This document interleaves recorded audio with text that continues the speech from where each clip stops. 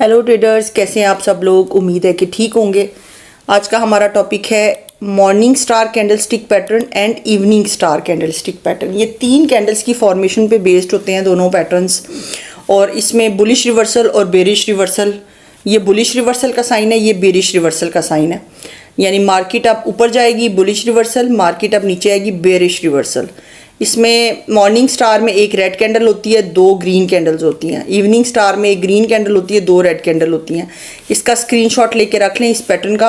आपको आगे जाके बताती हूँ इसकी डेफिनेशन। आज हमारा चार्ट पे कोई काम नहीं है, पहले थ्योरी समझेंगे, कल हम इसको चार्ट पे जाके इसकी सारी जो है वो देखेंगे, इसके इंडिकेटर्स वगैरह।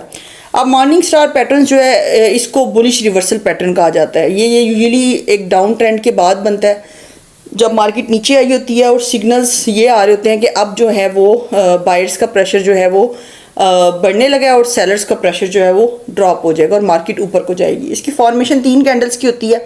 पहली कैंडल हमेशा जो है वो एक लॉन्ग बेरिश कैंडल है, दूसरी कैंडल जो है वो स्मॉल कैंडल है, और तीसरी कैंडल जो है वो एक स्ट्रॉन्ग बुलिश कैंडल बनती है। इसकी साइकोलॉजी बिहाइंड इन कैंडल्स के पीछे क्या साइकोलॉजी है।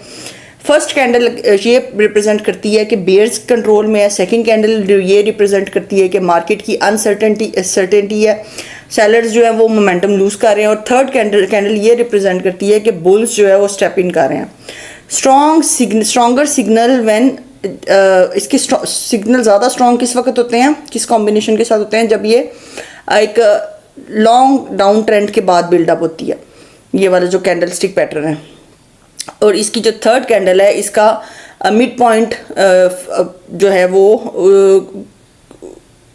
मिड पॉइंट से ऊपर क्लोज होनी चाहिए फर्स्ट कैंडल के। और तीसरी जो कैंडल है उसका वॉल्यूम जो है वो बड़ा हाई होना चाहिए। अब इवनिंग स्टार पैटर्न देख लेते हैं। ये बेरिश रिवर्सल होता है। इवनिंग स्टार पैटर्न जो है वो तब बनता है जब मार्केट नॉर्मली एक अप ट्रेंड में होती है और सिग्नल्स ये बता रहे होते हैं कॉम्बिनेशंस के साथ कि अब बाइंग प्रेशर जो है वो एंडिंग हो रहा है और जो सेलर्स है वो टेक कंट्रोल लेना, मार्केट गिरेगी, यानी सेलिंग अब ज़्यादा हो रही है। इसकी फॉर्मेशन भी first candle a long bullish green, second candle a small candle, third candle a strong bearish. ये उसका ऑपोजिट है। जो मॉर्निंग स्टार है ना, इसका ऑपोजिट है इवनिंग स्टार, एग्जैक्ट ऑपोजिट।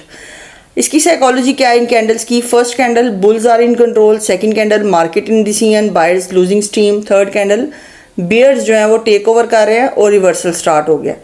अब स्ट्रॉन्गर सिग्नल क्या है कि जब आप इसको अप स्ट्रॉन्ग अप ट्रेंड में देखते हैं। इसकी जो थर्ड कैंडल है इसका फर्स्ट कैंडल के मिड पॉइंट पे क्लोजिंग होनी चाहिए और वॉल्यूम जो है वो थर्ड कैंडल पे इंक्रीज हो। ट्रेडर्स इसको कैसे यूज़ करते हैं, हमेशा की जोन्स पे देखते हैं, support and resistance, trend lines, किसी MACD RSI कन्फर्मेशंस लेते हैं, बाकी और स्टॉप लॉस रखते हैं एग्जैक्ट सेकंड कैंडल के नीचे, और अगर इवनिंग स्टार है तो उसके ऊपर। टारगेट इनका क्या होता है, टेक प्रॉफिट क्या होता है, सपोर्ट एंड रेजिस्टेंस। और ये रिस्क टू रिवार्ड रेशो ज़्यादातर यूज़ होती है इसमें 1:2 की, वो बेटर होती है। अब टेक की ओएस क्या है, वो ये है कि morning star is equal to bullish reversal, down trend और अप ट्रेंड। मतलब अब डाउन ट्रेंड से ये अप ट्रेंड की तरफ जाएगा। Evening star is equal to bearish reversal, यानी अप ट्रेंड से मार्केट डाउन ट्रेंड की तरफ जाएगी। और इसको हमेशा आपने ट्रेंड लाइंस के साथ, वॉल्यूम के साथ और एरिया ऑफ कॉन्फ्रेंस को देखते हुए आपने इसको ट्रेड करना है। तो ये इतना सा टॉपिक था, चार्ट पे बिल्कुल नहीं लेके जाऊंगी। पहले थ्योरी समझें, इसके फॉर्मेशन को समझें।